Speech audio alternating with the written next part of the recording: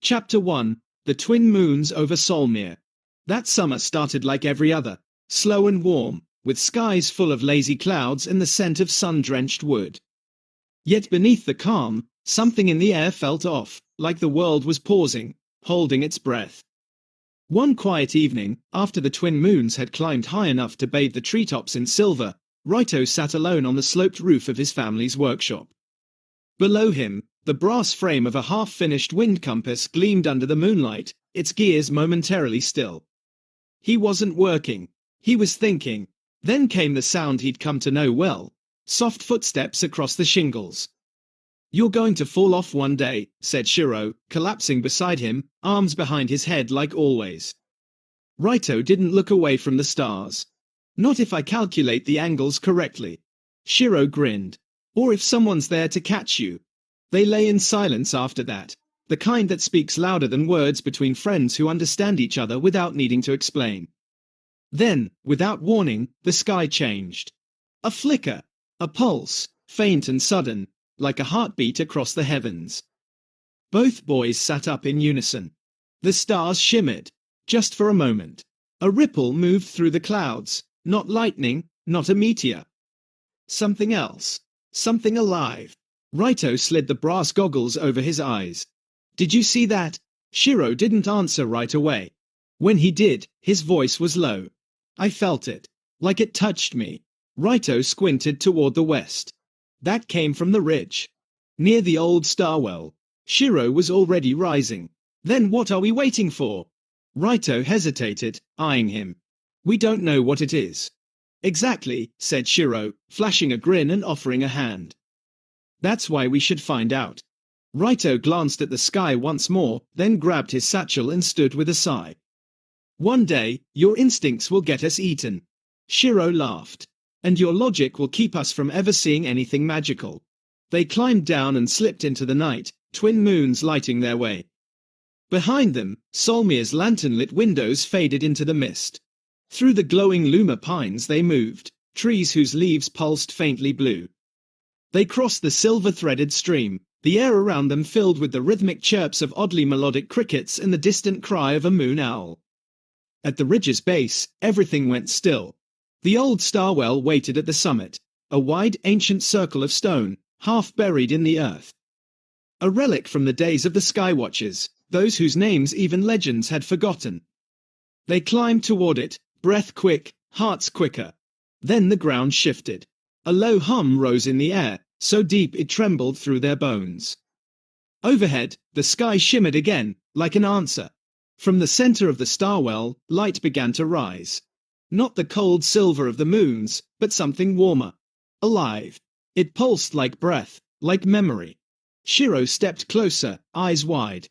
"It's singing," he whispered. Raito pulled out his compass. The needle spun wildly, directionless. "That's not possible." And then the light bloomed. Not a flash. A bloom. Gold and rose and silver exploding outward like the release of something ancient. In that final breath, before the light took them, they both felt it.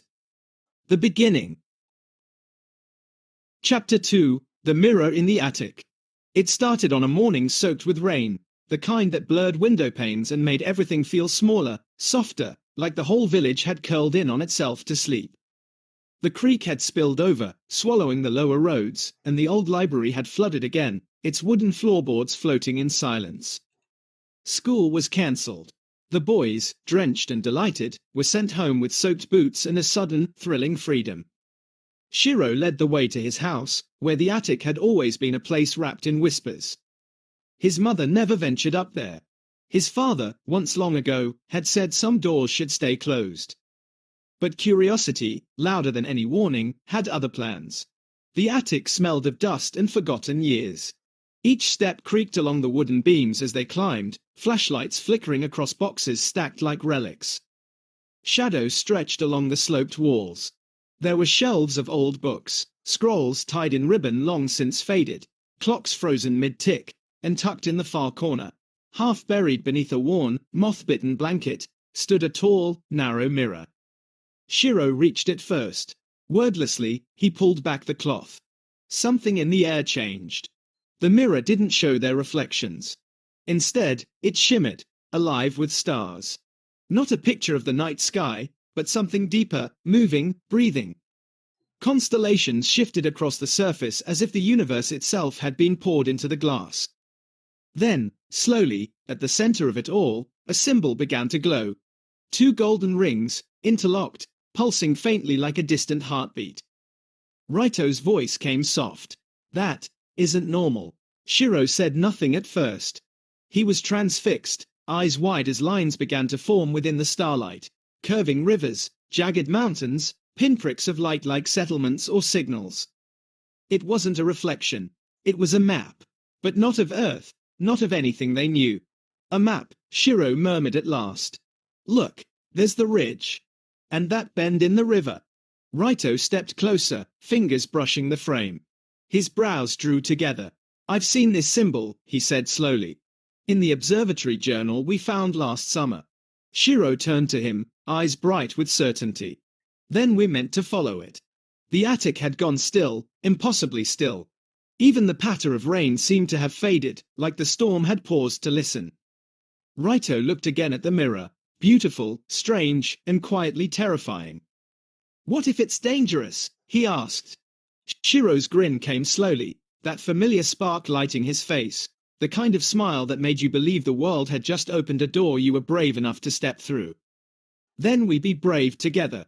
And so it began, with rain on the roof, stars in a mirror, and two friends standing at the threshold of something vast, ancient, and waiting to be discovered.